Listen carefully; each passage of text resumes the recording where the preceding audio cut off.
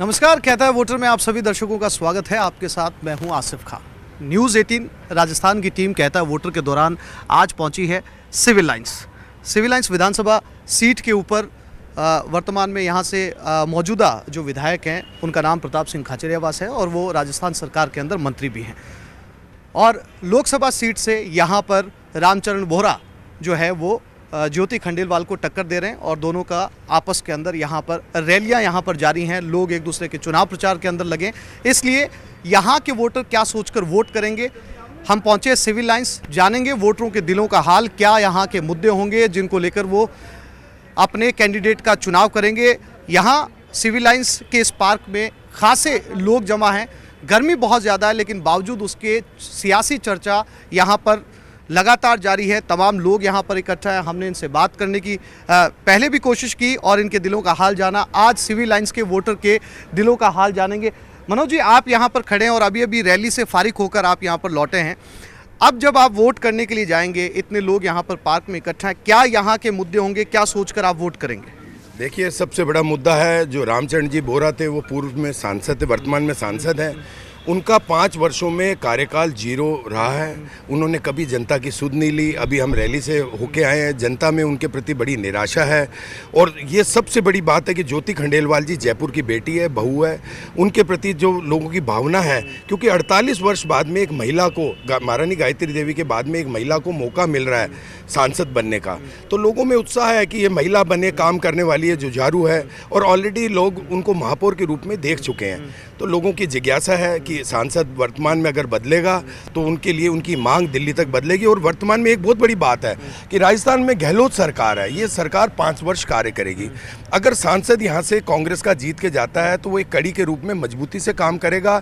एक शिक्षित महिला है, पढ़ी लिखी महिला है, सरकार में भी, केंद्र में भी जयपुर की आवाज़ उठाएंगी और इसके अलावा जयपुर में भी एक कड़ी महिला होने के नाते केंद्र के अंदर आपकी आवाज़ को वो सशक्त करेंगी। इसको लेकर बीजेपी के लोग भी यहाँ पर जमा है इस पार्क के अंदर, चर्चा यहाँ पर चल रही है, उनसे भी बात करते हैं।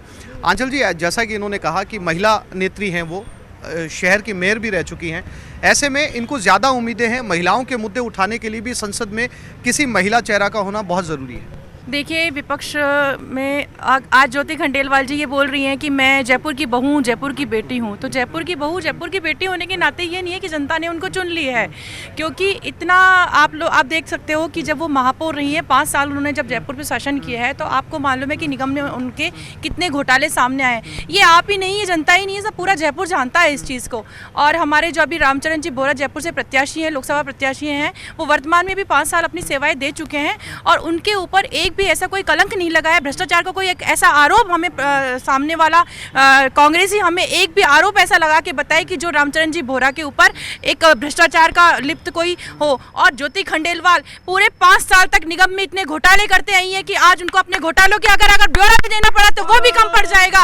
इसलिए हमें साफ छवि चाहिए, साफ छवि वाला नेता चाहिए। हमें राष्ट्र को आगे लेके जाना है और राष्ट्र के विकास के लिए हम एक ऐसा नेता चाहते हैं जिसने की सर्व समाज को आगे लेकर आए। रामचरण जी बोहरा वो व्यक्ति हैं, वो व्यक्तित्व हैं जो आपको डाउन टू अर्थ रहने वाले, आसानी से मिलने वाले, एक व्यक्ति के साथ में खड़े होकर बात करने वाले, ऐसे सांसद से हमें और क्या चाहिए। साफ सुथरी छवि आपके लिए बहुत महत्वपूर्ण है सर। जैसा कि बीजेपी की तरफ से ये कहा जा रहा है कि साफ सुथरी छवि बहुत महत्वपूर्ण है। मेयर रहते हुए उनके ऊपर कई तरीके के आरोप हैं, आपके सामने ये कह रही हैं। अब ऐसे व्यक्ति को आप सांसद चुनना चाह रहे हैं? देखिए, बेसिकली ये जो लोकसभा का चुनाव है, ये राष्ट्र का चुनाव है। राष्ट्र में जो बीजेपी ने पिछले 5 साल में किया, नोटबंदी, जीएसटी, ये सब मुद्दों पे बीजेपी क्यों नहीं वोट मांग रही? ये एक सबसे बड़ा मुद्दा है। आज नोटबंदी पूरा फेलियर रहा, जीएसटी इनका सही तरीके से लागू नहीं हुआ। आज ये शहीदों के और राष्ट्रवाद के नाम से वोट मांग रहे हैं, जबकि हेमंत करकरे को ये लोग गालियाँ दे रहे हैं।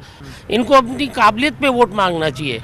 आपके मुद्दे सर भटक रहे हैं। कांग्रेस का आरोप आप पे ये है कि आपके मुद्दे जो हैं लोगों से जुड़े हुए विकास के होने चाहिए, उन मुद्दों पर आप बात नहीं कर रहे हैं, बल्कि आप मुद्दों को भटकाकर जो है वो जनता को गुमराह करने की कोशिश कर रहे हैं, ऐसा कहना है आपके प्रतिद्वंदी का। अभी यही कह रहे हैं, कांग्रेस ही कह रहे हैं कि ज्योति खंडेलवाल यहाँ की बहू बेटी है, और कांग्रेस ही ये विचार रख रहे हैं कि ये बहू बेटी का चुनाव नहीं है, राष्ट्रीय मुद्दों का चुनाव है। तो हमको ये समझना पड़ेगा कि कांग्रेस अपना विजन के लिए करे, ये बहू बेटी के चुनाव पे वोट मांग रहे हैं, ये राष्ट्रीय मुद्दों पे वोट मांग रहे हैं। हम लोग ये मानते हैं कि ये बहू बेटी का चुनाव नहीं है, ये राष्ट्रीय मुद्दों का चुनाव है। ये मात्र केवल एक नारी शक्ति के लिए चुनाव नहीं है, हमारा देश किस दिशा में जाएगा उस दिशा को तय करने के लिए चुनाव है। मुद्दे बड़े होंगे आपके। कुछ नौजवान भी हमारे साथ इस पार्क में मौजूद हैं, इस चर्चा को सुन रहे हैं, उनसे भी जानने और समझने की कोशिश करते हैं। सर, मैं आऊँगा आपके पास में। आप पढ़ते हैं? जी सर। कौन सी क्लास में? सर मैं कंपटीशन की तैयारी कर रहा हूँ। क्या नाम है आपका? आशीष शर्मा। आशीष, ये बताओ कि आप ये जो चर्चा इस पार्क में आप सुन रहे हो और तमाम पार्टी, ये जो पार्टियां हैं एक दूसरे के ऊपर आरोप लगा रही, आपके मुद्दे क्या होंगे जब आप वोट करने के लिए जाएंगे? जी सर, हमारे मुद्दे ये हैं, एक तो क्या है बेरोजगारी, दूसरा क्या है सर कि हम यहाँ पे राजस्थान में मुख्यमंत्री जी को पसंद करते हैं, लेकिन जयपुर में यहाँ पे क्या है कि टिकट में गड़बड़ी हुई है। यहाँ पे सही प्रत्याशी कांग्रेस ने उतारा नहीं है और ज्योति खंडेलवाल को टिकट दिया गया है जो भ्रष्टाचार से लिप्त हैं। ठीक है सर, यही बात बिल्कुल फैक्ट है। ज्योति खंडेलवाल बिल्कुल भ्रष्ट है। इससे बढ़िया तो अपने जो इनके अर्चना जी थी उनके ऊपर कोई आरोप नहीं था। उनको अगर टिकट दे दे तो आराम से सीट निकल। मैडम, आप भी इस चर्चा को सुन रही हैं, आपके मुद्दे क्या होंगे जब आप वोट करने जाएंगे? क्योंकि ये नौजवानों का देश माना जाता है और नौजवान जो है वो काफ़ी काबिलियत रखते हैं सत्ता के अंदर परिवर्तन करने की। सर, नौजवानों की बात चली तो जिसमें ज्योति जी 5 साल जो मेयर रही हैं, ज्योति जी इसलिए ही विवादों में रही क्योंकि उन्होंने हर जगह काम किया। उन्हें बीजेपी में जो किया गया था उस समय बीजेपी का था नगर निगम, उन्हें हर जगह उसके लिए ऑब्जेक्शन उठाया गया था, इसलिए ही ज्योति जी उसमें विवाद में रही क्योंकि उन्हें हर गलत बात के लिए आगे आई थी। और बात चले रामचरण बोहरा जी, वो तो 5 साल में नजर ही नहीं आए। यहाँ तो विधायक नजर आया, ना कि रामचरण बोहरा जी नजर आए। अगर वो काम करते तो उनका विवाद होता, जो बंदा काम ही नहीं कर रहा तो विवाद क्या करेगा? और सड़की देखिए। सीनियर सिटीजन भी हमारे साथ इस पार्क में मौजूद हैं। सर, आपने बहुत सारे चुनाव देखे होंगे, बहुत सारे चुनाव के अंदर अलग अलग मुद्दे देखे होंगे। ये बार का चुनाव आपके लिए कुछ अलग है, कुछ खास है? मैं 2 बार पार्षद रह चुका हूँ बनी पार्क से, और ज्योति जी के लिए जो ये मेरी बहन कह रही है कि भ्रष्टाचार के अंदर लिप्त है, इस तरीके से ज्योति जी को बेचारी को बोलने नहीं देते थे।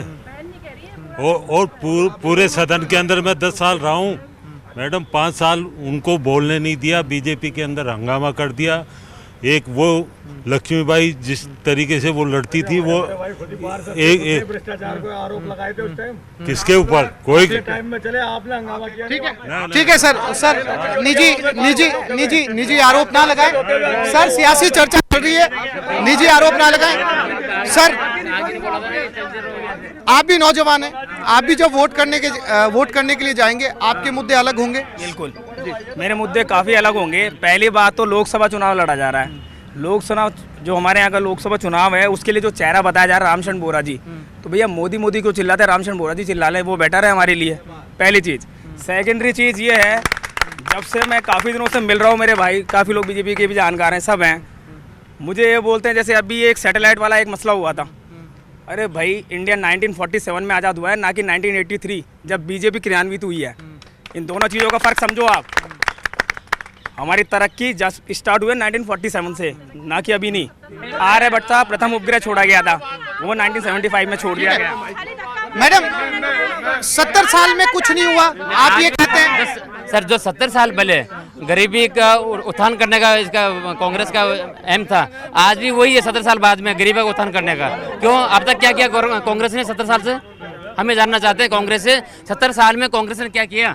बीजेपी का ये कहना है कि 70 साल में कुछ हुआ नहीं। महिलाएं भी हमारे साथ इस पार्क में मौजूद हैं। आप मैडम, 70 साल में कुछ नहीं हुआ है, अब इनको मौका चाहिए, ज़्यादा समय चाहिए ताकि विकास करने के लिए समय मिल सके।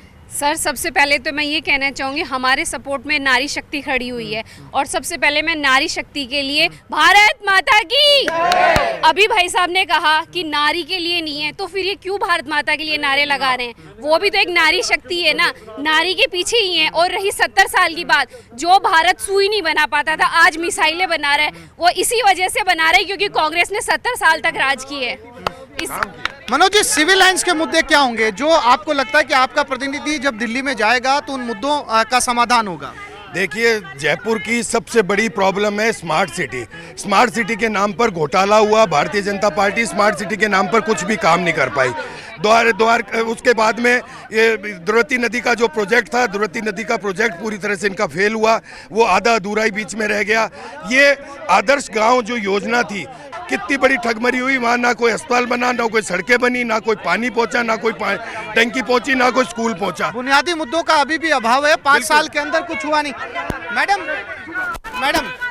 सर, इनका ये कहना है कि 5 साल के अंदर आपके सांसद रहते हुए बुनियादी मुद्दे तक का समाधान नहीं किया गया, चाहे वो द्रव्यमत नदी हो, चाहे जो है वो सड़कों के मुद्दे हों।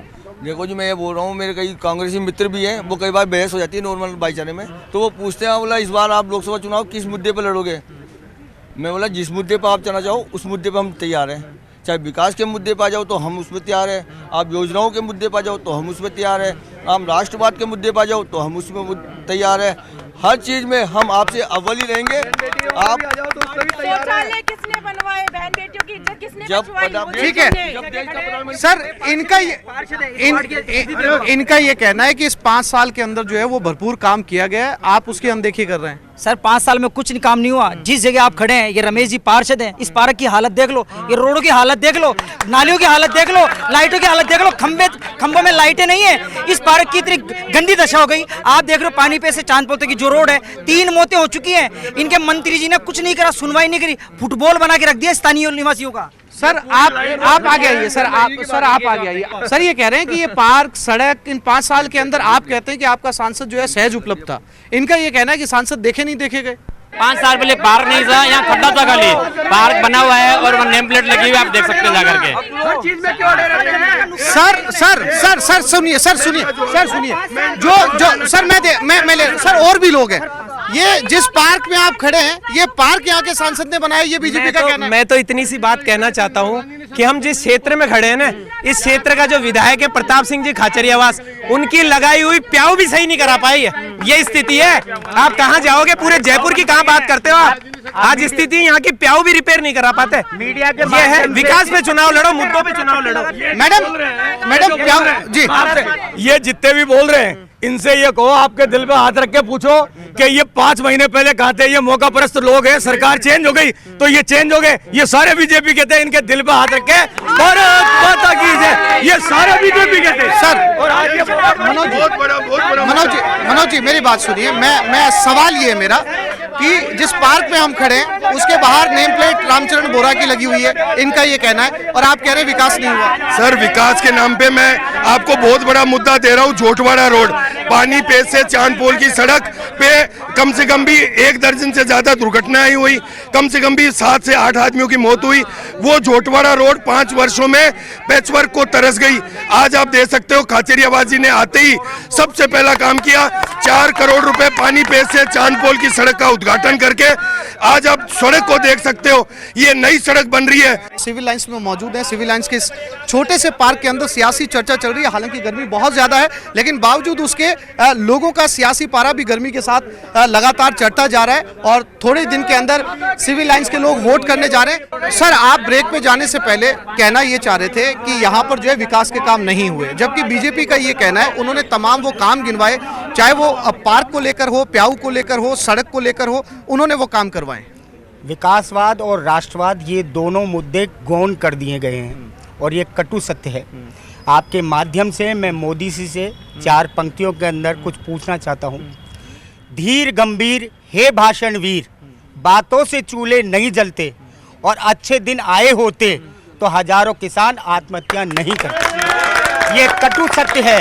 यदि नोटबंदी का फायदा है, नोटबंदी से यदि वास्तव में जनता को फायदा हुआ है, तो एक बार वित्त मंत्री और खुद प्रधानमंत्री ये कबूल कर ले कि इस नोटबंदी से फायदा हुआ है। राफेल के अंदर हम मानते हैं, चलो कि सुप्रीम कोर्ट के अंदर मैटर पेंडिंग है, पर एक बार भी प्रधानमंत्री खुद के मुख से क्यों नहीं कहते कि नहीं, वहाँ कुछ भी घपला नहीं हुआ है, फाइल को क्यों लोकसभा के अंदर? ठीक है सर, एक बड़ा मुद्दा ये भी है कि सिर्फ बातें की जा रही है, काम करने के नाम पर जो वोट मांगने के जो मुद्दे थे 2014 में आपके, आप उनका जिक्र दोबारा नहीं कर रहे।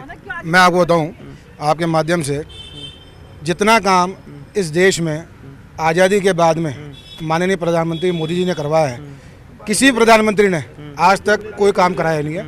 आप अगर उज्ज्वला योजना देखें, आप मोदी जी की घर घर गैस के चूल्हे पहुंचाए हैं उन्होंने जो लोग अकाउंट आज तक जिनके खुले नहीं थे, जिनके अकाउंट आज तक खुले नहीं, उन लोगों के अकाउंट खुल गए।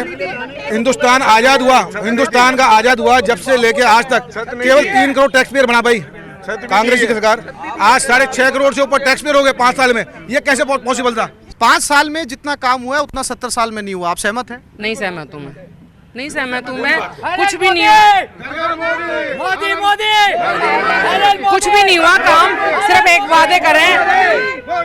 इसने नोटबंदी करवाई, कांग्रेस मोदी जी ने नोटबंदी करवाई। हम औरतों का जो जुड़ा पैसा था वो सबके सामने ला दिया। क्या फायदा हुआ? हम औरतों को तो कोई फायदा नहीं हुआ। देखिए, जो पिछले 5 सालों में काम हुए आप भी जानते हैं। 70 साल से कांग्रेस अपना राज कर रही थी। 5 साल में अगर हमने भ्रष्टाचार खत्म किया तो बहुत कम समय में हमने ऐसे लोगों का गला घोटा है। आज मोदी जी ने गला घोट कर उनको सिर्फ जेल के बाहर तक लिया है। अब सिर्फ धक्के मारने का काम है और हमारे मोदी जी जैसे प्रधानमंत्री बनेंगे वैसे उनको धक्का मारेंगे। और अगर राहुल गांधी सपने देख रहा है प्रधानमंत्री बनने के, तो पहले वो माफी मांगे हमारे माननीय प्रधानमंत्री से कि वो उन्होंने कैसे उनको चोर बोला। हमारा चौकीदार चोर नहीं है। राहुल जी के माफी मांगने का मुद्दा भी यहाँ पर जो है वो चर्चा में है। हाँ सर वो ऐसा कोई मुद्दा नहीं है। हम न्यायपालिका का सम्मान करते हैं, न्यायपालिका का सम्मान करते हैं और न्यायपालिका का उन्होंने सम्मान करते हुए उन्होंने माफ़ी मांगी है। ऐसा कुछ भी नहीं है। इन्होंने हमारे जो राष्ट्रीय अध्यक्ष हैं उन्होंने रफाल के लिए उनको बोलने के लिए कहा, वो नहीं बोलते हैं। और ये सेना के नाम पे वोट मांग रहे हैं, सेना के नाम पे वोट मांग रहे हैं। ऐसा नहीं है, इनको विकास के नाम पे वोट मांगना चाहिए। ये नहीं है जुमलों की और झूठों की सरकार है। आपको बताओ, हमारे पार्षद 5 साल से हमने शक्ल ही आज देखी है इसकी पहली बार, ठीक है। और आज जयपुर से जो नारी चुनाव लड़ी ज्योति खंडेलवाल, वो महिला शक्ति है, वो जनता की आवाज़ है, जयपुर की आवाज़ है। सर, आप ये कहना चाह रहे हैं विकास को लेकर कि जो है 5 साल के अंदर जो है वो खूब विकास हुआ। इनका ये कहना है कि विकास के नाम पे ईंट नहीं लगाई गई। कहाँ पे? नगर निगम में जी। नगर निगम में तो बिल्कुल खंडेलवाल जी ने किसी को भी नहीं बख्शा। भयंकर चोरी डकैती जो भी करनी थी वो सब किया है। ठीक है सर, बार बार ये जिक्र उठ रहा है इस तरफ से। इनका ये कहना है कि भ्रष्टाचार लगातार हुआ है। जब वो मेयर थी उसी कैंडिडेट को सांसद के लिए चुना गया है। आरोप प्रत्यारोप उस इंसान पे लगता है जो कार्य करता है। जो जिस तरीके से मोदी जी के जितने भी सांसद हैं वो नकारे और निकम्मे निकले हैं। उन्होंने किसी गांव कस्बे डाणी शहर में बिल्कुल आना जाना बिल्कुल बंद कर दिया। जिनको वो उन्होंने गोद लिए, जिन गाँवों को वो गोद लेने की वजह से सोचो वो घुटने के बल पे आ गए हैं। पहले तो चलते थे, आप अब मेरी बात सुनो, वो गाँव सारे घुटनों के बल आ चुके हैं। वो किसी भी तरीके से धीरे धीरे चलते थे वो गाँव, मगर जब से इन्होंने गोद लिया है वो घुटनों के बल पे आएंगे। वो रेंगते रेंगते चलने लग गए हैं। गुहार कर ली। गोद लिए हुए गाँव की स्थिति बेहतर नहीं है, आप ये कहना चाह रहे हैं? आप काफी देर से कुछ कहना चाह रहे हैं, आप आगे आ जाइए, आप नौजवान भी हैं। इनका ये कहना है कि जो इन सांसदों ने गाँव गोद लिए हैं वो गाँव की स्थिति पहले ज्यादा बेहतर थी, अब खराब हो गई, ऐसा ये कह रहे हैं। 70 साल से तो कांग्रेस ही राज कर रही है हिंदुस्तान पे, हर जगह पे राज कर रही है। उन्होंने क्या कर दिया? और अभी 5 साल के अंदर अगर अपन बात करें ना, तो किसी भी देश के नागरिक के लिए जो जनगण मन सुनने के बाद में जिसके शरीर के रोए खड़े होते हो ना, वो सबसे पहले राष्ट्र के लिए भक्त है। और इस टाइम पे सबसे पहले अपन किसी भी तरह का जो चुनाव करेंगे ना, वोट देंगे, उसके अंदर सबसे पहले राष्ट्र आता है। राष्ट्र के लिए अगर किसी ने कोई काम किया ना, तो वो सिर्फ नरेंद्र मोदी। राष्ट्र आपके लिए बहुत बड़ा मुद्दा रहने वाला है। सर, आप बुजुर्ग हैं और आपने यहाँ मौजूद लोगों के अंदर सबसे ज्यादा चुनाव देखे हैं और सबसे ज्यादा बार आपने मतदान किया है। ये नौजवान का कहना है कि राष्ट्रवाद सर्वोपरि है, राष्ट्र पहले, विकास के मुद्दे जो हैं वो बाद में आते हैं राष्ट्र के। कि सब पहले विकास है राष्ट्रवाद में, मेरे हिसाब से। इनको ये खुद को ही मेरी तरह पता नहीं है। विकास पहले, विकास के लिए राष्ट्र है कि राष्ट्र के, इनको खुद को ही पता नहीं है कि राष्ट्र कहाँ बीमारी है। क्या बताएगा? विकास जो है सर पढ़े लिखे कम है, इनको ये पता नहीं है कि अभी मार्च में बजट पास ही नहीं हुआ तो प्रताप सिंह जी ने रोड कहाँ से बनवा दी है? अरुण चतुर्वेदी की जो पास कराई हुई रोडें थी, ये उन्हीं रोडों को काम में ले रहे हैं और नाम ये हो रहा है कि साहब ये प्रताप सिंह जी करवा रहे हैं। ठीक है, इनका लोग सर आप पीछे खड़े हैं, आप काफी देर से पीछे, आप थोड़ा सा आगे आ जाइए। कह रहे विकास हुआ है, आप कह रहे हैं कि विकास नहीं हुआ। आपके मुद्दे विकास से जुड़े होंगे या आप भी राष्ट्रवाद को जो है वो ध्यान में रखकर वोट करेंगे? विकास हुए नहीं है ना, नेहरू नगर में सब रोडें उधड़ी पड़ी है। अभी 5 दिन पहले पार्षद साहब बोला था 5 ट्यूबलाइट पार्क में लगाने के लिए, तो पार्षद ने मेरे पास ट्यूबलाइट ही नहीं है, आप ला दो हम लगा देंगे। अब ये से तो पार्षद है, कुछ विकास ही नहीं हुआ ऐसे 5 साल। आप समस्याएं लेकर जाते हैं और समस्याओं का समाधान नहीं होता। आप नौजवान हैं, आप ये बताइए कि समस्याएं लेकर जाया जाता है, समाधान होता नहीं है। आप स्टूडेंट भी लगते हैं, आप पढ़ भी रहे होंगे, आप किन मुद्दों को लेकर जो है वो वोट करेंगे, नई सरकार चुनेंगे? रोजगार के मुद्दे पर। रोजगार के मुद्दे पर हम कांग्रेस को पसंद करते हैं, उनकी विचारधारा ठीक है, लेकिन यहाँ से जो प्रत्याशी है वो भ्रष्टाचार से लिप्त है, इसलिए हमें विचार करना पड़ेगा, सोचना पड़ेगा वोट डालते समय। मनोज जी, बार बार एक आपके कैंडिडेट पे जो आरोप लग रहे हैं वो काम सेकेंडरी है कि उन्होंने क्या करवाया क्या नहीं करवाया, लेकिन इधर से जो भी आवाज आ रही है कि भ्रष्टाचार के उनके ऊपर बहुत आरोप लगे। आपका ये तर्क है कि काम करेंगे तो आरोप लगेंगे, लेकिन काम करेंगे तो भ्रष्टाचार के आरोप क्यों लगेंगे? देखिए, मैं 2 बातों में शॉर्ट में जवाब दूंगा। पहला कि ज्योति खंडेलवाल जी पे जो ये अनगन बयानबाजी कर रहे हैं, आपकी सरकार थी 5 सालों में, वसुंधरा सरकार थी, आप उन पे जांच करते, अगर वो दोषी थे उनको सजा मिलनी चाहिए थी। लेकिन आपका 5 साल का कार्यकाल में आपने कभी भी उनको दोष में पाया नहीं, कभी उन पे मुकदमा किया नहीं। आपने FIR करते तो आप उनके करते। आंचल जी, आपकी 5 साल सरकार रही, अगर भ्रष्टाचार के इतने ज्यादा आरोप थे तो आपने क्यों जांच नहीं करवाई और क्यों जो है उनके खिलाफ कानूनी कार्रवाई नहीं की? जांचें चल रही है, लेकिन जांचें, सुनिए मेरी बात सुनिए, आरोप मिलेंगे, जांचें हुई है, उसमें सजा होने का प्रावधान है, जांचें हुई है। ज्योति खंडेलवाल भ्रष्टाचार से इतनी लिप्त है कि उनके ऊपर इतने केस लगे हैं कि वारंट भी आया है। सुनिए मेरी बात, शरद खंडेलवाल के ऊपर की पूरी तरह से संजय मामा से उसने पैसे लिए थे, ये अखबार की कटिंग में आते हैं। आरोप लगे हैं, जांच भी इनका कहना है कि जारी है। मेरे साथ कुछ और नौजवान भी हैं, आप इनसे सहमत है जो चर्चा इस पार्क में चल रही है? जब आप वोट करने जाएंगे क्या सोचकर वोट करेंगे? ये कह रहे हैं भ्रष्टाचार में लिप्त है। मैं सबसे पहले इस पार्क के अंदर खड़े हैं तो इसमें आप ये देख लीजिए, पार्षद महोदय ने और बीजेपी के जो पहले MLA थे उन्होंने कितनी LED लाइटें लगाई है, और सब ये कह रहे हैं कि अभी जो नेहरू नगर में रोड बनी है ये कह रहे हैं हमने बनाई है। अरे तो तुम क्या बीजेपी का हारने का इंतजार कर रहे थे तब रोड बनाओगे? सर आप पीछे खड़े, आप, इनका ये कहना है, मैं आता हूँ आंचल जी आपके पास आता हूँ, इनका ये कहना है कि 70 साल में बहुत कुछ हुआ है, लेकिन आप ये कह के प्रचारित कर रहे हैं कि 70 साल में देश में कुछ नहीं हुआ। एक बात बताइए आप, पिछले 5 साल के अंदर पूरे राष्ट्र के अंदर और जो दुनिया के अंदर मोदी जी ने नाम किया वो आज तक किसी ने किया क्या? कितना हम राष्ट्र में सुरक्षित थे पहले, आज सवाल इस बात की नहीं है कि कितना विकास हुआ कितना नहीं हुआ, सवाल इस बात का है कि हम कितने सुरक्षित हैं, कितने सुरक्षित रहेंगे। इसलिए राष्ट्र का जो मुद्दा होता है वो राष्ट्र के साथ चलता है, प्रदेश का मुद्दा प्रदेश के साथ और नगर निगम मुद्दा, इन तीनों मुद्दों को आप एक साथ न जोड़ें और राष्ट्र का मुद्दा। इसलिए मोदी जी आज राष्ट्र की सुरक्षा कर सकते हैं। आज पूरे देश में देख लो, विश्व में देख लो, मोदी जी ने कितनी हमारी इज्जत बढ़ाई है।